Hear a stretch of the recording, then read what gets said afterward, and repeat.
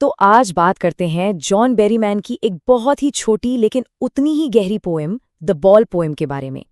ये एक ऐसी कविता है जो एक बच्चे की बड़े सीधे सादी कहानी के जरिए जिंदगी का एक बहुत बड़ा सबक सिखा जाती है।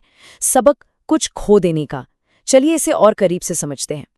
आगे बढ़ने से पहले एक सवाल पर सोचते हैं, वो पहली चीज कौन सी थी जिसके खो जाने का सच में दिल से अफसोस हुआ हो। ये सवाल पता है क्यों जरूरी है? क्योंकि यही इस कविता की आत्मा है। किसी चीज को खोने का वो जो पहला गहरा एहसास होता है ना, ये कविता उसी के बारे में है। तो कविता की शुरुआत होती है एक बहुत ही आम से मंजर से, एक लड़का और उसकी गेंद। एक बिल्कुल सिंपल सा इंसिडेंट, पर देखते हैं कि इस साधारण से पल में असाधारण क्या होता है। तो सीन कुछ ऐसा है, एक बंदरगाह का किनारा है और वहां एक छोटा लड़का है जो अपनी बॉल के साथ खुशी से खेल रहा है, उछल कूद रहा है। सब कुछ एकदम ठीक लग रहा है ना? लेकिन ये उस तूफान से पहले की शांति है जो बस आने ही वाला है। और फिर अचानक से सब कुछ बदल जाता है। गेंद एक आखिरी बार उछलती है और छपाक सीधा पानी में। बस एक पल में, एक झटके में सारी खुशी जैसे पानी में घुल जाती है। और बस वो गेंद चली गई, हमेशा के लिए पानी में ऐसी खोई कि उसे वापस लाना अब नामुमकिन है। और पता है, यही वो पल है जब ये सिर्फ एक खेल नहीं रह जाता, ये जिंदगी का एक कड़वा सच बन जाता है। तो अब कहानी सिर्फ उस घटना की नहीं है, बल्कि उसके असर की है। लड़के का रिएक्शन क्या था और वहां मौजूद पोएट ने क्या फैसला लिया। क्योंकि बात सिर्फ एक खिलौने के खोने की नहीं थी, ये उससे कई ज्यादा गहरी थी। गेंद के जाते ही वो लड़का मानो दुख और सदमे में जम सा गया हो। पोएम की लाइनें बताती हैं कि वो एकदम जड़ हो गया है, कांप रहा है और बस नीचे उस जगह को घूरता रहता है जहां उसकी बॉल खोई है। और उसका ये जो गहरा दुख है ना, वो यही बताता है कि वो बॉल सिर्फ प्लास्टिक का एक टुकड़ा नहीं थी, नहीं, वो उसके बचपन की यादों का, उसकी खुशियों का एक हिस्सा थी। अब जो पोएट ये सब देख रहे हैं, वो एक बहुत ही कह सकते हैं हैरान करने वाला फैसला लेते हैं।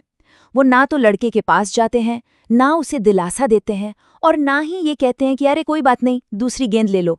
क्यों? वो ऐसा क्यों करते हैं?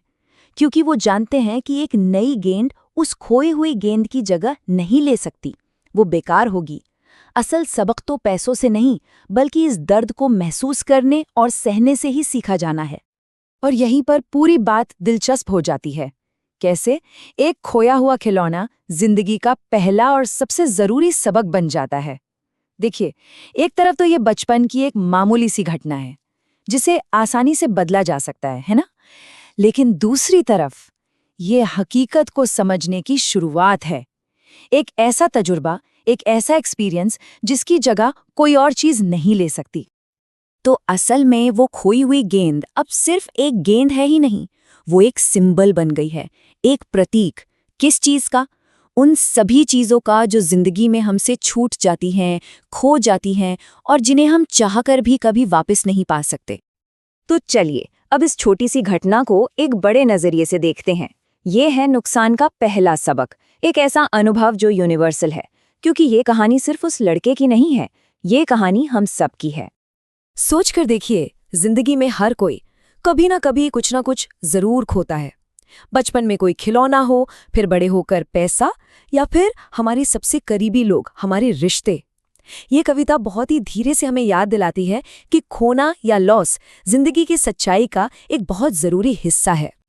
और यही इस कविता का सबसे अहम, सबसे जरूरी सबक है कि जिन चीजों को हम पूरे दिल से प्यार करते हैं, वो हमसे दूर जा सकती हैं, खो सकती हैं, और हर बार उनकी जगह कोई नई चीज नहीं ले सकती।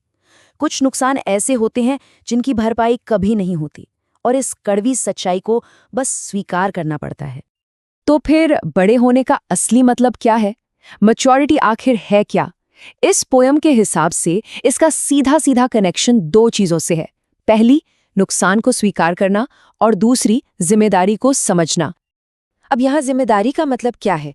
इसका मतलब है ये समझना कि जब कुछ खो जाए तो उसे स्वीकार करके आगे बढ़ना पड़ता है, यही एकमात्र रास्ता है। और साथ ही ये भी सीखना कि जिंदगी में जो चीजें हमारे पास हैं उनकी कद्र करना, उन्हें सावधानी से संभालना, ये भी हमारी ही जिम्मेदारी है। तो ये जो बड़े होने का पूरा प्रोसेस है, उसे हम 3 स्टेप्स में देख सकते हैं। पहला स्टेप, नुकसान का अनुभव करना। दूसरा और शायद सबसे मुश्किल स्टेप, ये स्वीकार करना कि जो हो गया उसे बदला नहीं जा सकता।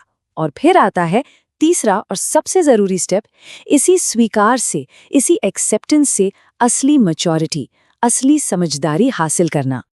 चलिए अब आते हैं इस कविता के सबसे गहरे संदेश पर। इसका फाइनल टेक अवे क्या है? वो कौन सी गहरी सच्चाई है जो वो लड़का और उसके साथ साथ हम सब इस एक अनुभव से सीखते हैं?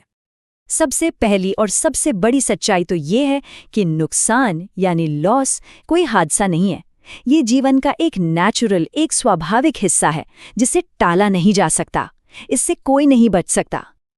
और बस इसी एक अनुभव से वो लड़का जिंदगी के गहरी सच्चाइयों को समझना शुरू कर देता है। उसे ये एहसास होने लगता है कि दुनिया असल में चलती कैसे है, कि यहाँ हर चीज हमेशा के लिए नहीं होती।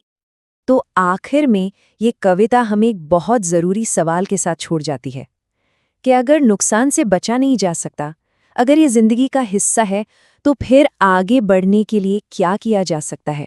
इस पर जरूर सोचिएगा।